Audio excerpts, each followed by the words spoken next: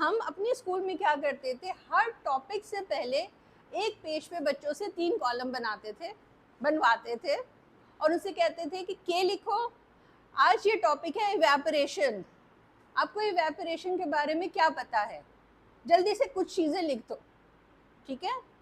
اچھا, پھر بچوں سے کہتے تھے بک میں ایویپوریشن کا ٹاپک ہے, گھر سے پڑھ لیا ہے پہلے سے.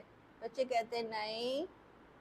ہم کہتے اچھا تو کیا پڑھو گے ایویپوریشن کے بارے میں, کیا تمہارے سوال ہیں بیچ والے کالم میں, what do you want to know about evaporation, وہ لکھ لو, ٹھیک ہے. اور اس کے بعد تیسرا کالم خالی رہنے دو. جیسے جیسے ہم یہ ٹاپک پڑھیں گے اور جو تم نے سیکھا ہے وہ آخری کالم میں لکھتے جانا. تو ہر ٹاپک سے پہلے ایک پیج جو ہے نا KWL کا بنا ہوا ہوتا تھا. تو آج آپ بھی یہی کریں گے. کچھ جو آتا ہے ٹیچنگ کے بارے میں, اپنے سبجیکٹ کے بارے میں, آپ لوگ نے کے میں لکھ لیا. جو سوال آج پوچھنے ہیں مجھ سے یا سیکھنا ہے وہ وانٹ میں لکھ لیا. اور چونکہ کاغذ میں نے دیا ہے تو اس کو فل بھی کرنا ہے.